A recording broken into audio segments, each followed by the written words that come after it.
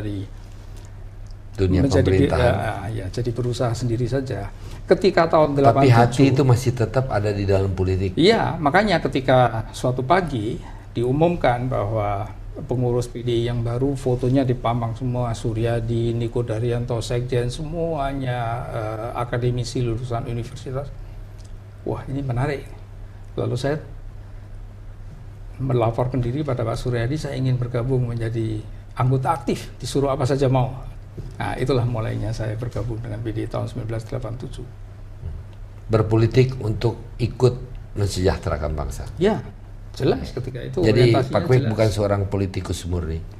Saya memang maksudnya begitu, dan saya kira saya ya agak sombong mungkin. Saya kira saya tidak pernah memanfaatkan apapun juga sampai sekarang, malah rugi karena gaji saya kan 19, sekian juta, mana cukup untuk hidup. Enak ya bisa berbicara begini ya. Iya.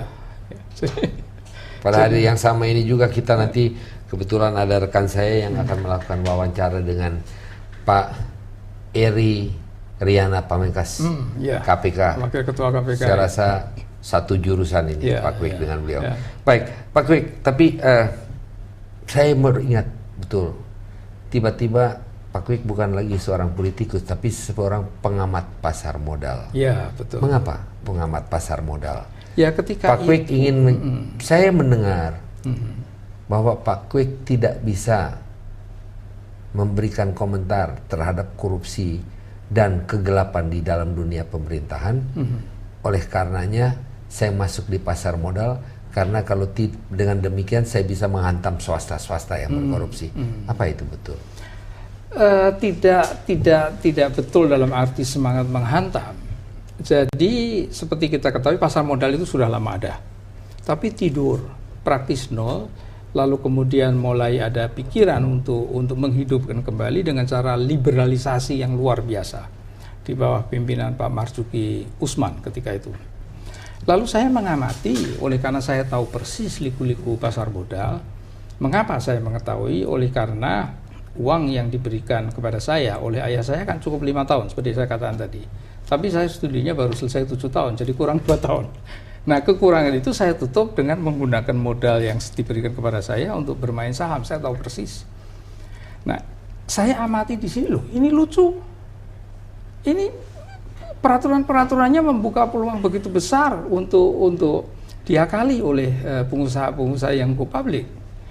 Dan ketika itu Anda tahu sendiri, oleh karena sejak itu dengan RCTI kan saya diberi kesempatan untuk sekali 2 minggu bahkan menganalisis setiap perusahaan, caranya ngakalin itu berbeda-beda semua.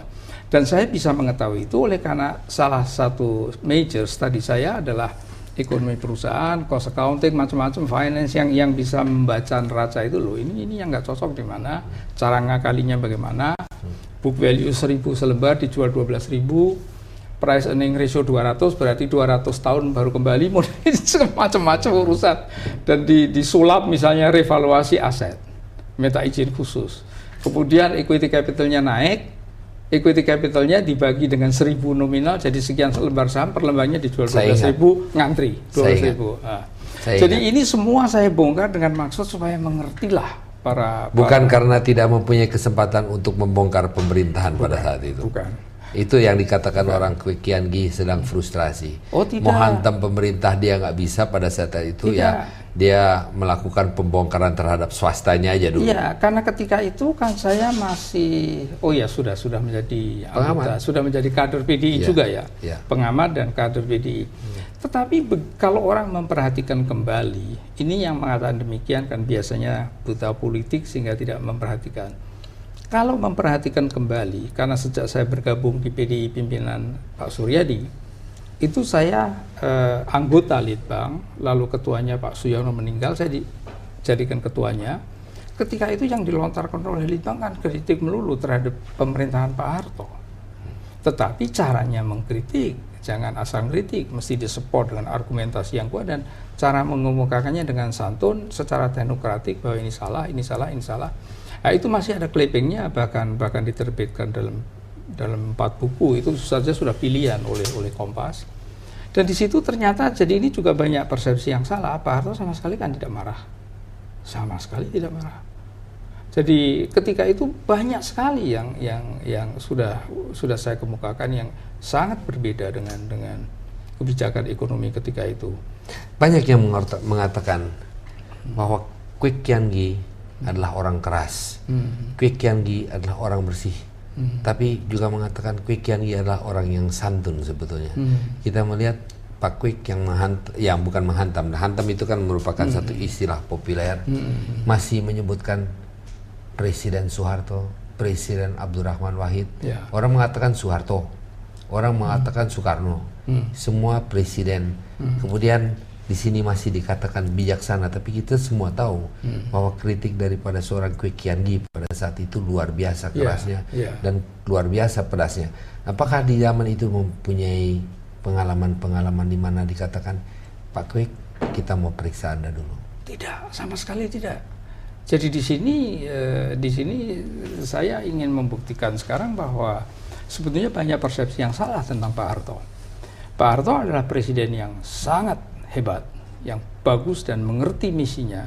Pak Harto baru salah ketika anak-anaknya menjelang dewasa, terjun di dalam dunia bisnis, dan Pak Harto tidak kuat atas rengean permintaan anak-anaknya yang tidak fair, ditinjau dari sudut persaingan. Di situ lalu Pak Harto mulai mendapat nama jelek. Akan tetapi walaupun suatu periode di mana terkenal sangat represif segala macam, saya tidak pernah mendapat teguran sedikit pun dari siapapun. Walaupun saya mengatakan terang-terangan saya tidak setuju ini kebijakan utang ini mau kemana, utang luar negeri terus-terusan ini. Lalu kemudian penipuan kepada rakyat, anggaran defisit disebut anggaran berimbang, bisa saya tunjukkan semua, kan semua masih ingat dan ada clippingnya semua waktu itu. Baik Pak Kwek, kita ingin masuk di dalam periode yang terakhir, tapi kita akan break dulu. Kita ingin berbicara mengenai akhirnya perjuangan PDI, akhirnya seorang Menko Equine, apa yang terjadi selama menjadi Menko Equine, akhirnya menjadi anggota DPR. Tapi kita break sebentar. Mungkin kita dengarkan beberapa pesan dulu. Baik.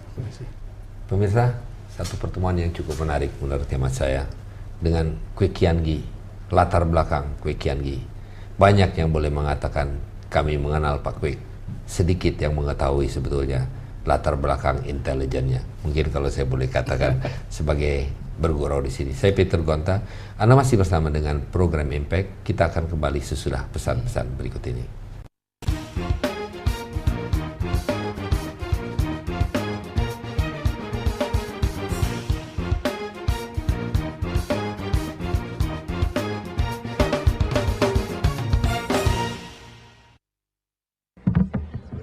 It is the sound of midnight, the sound of blue, of passion.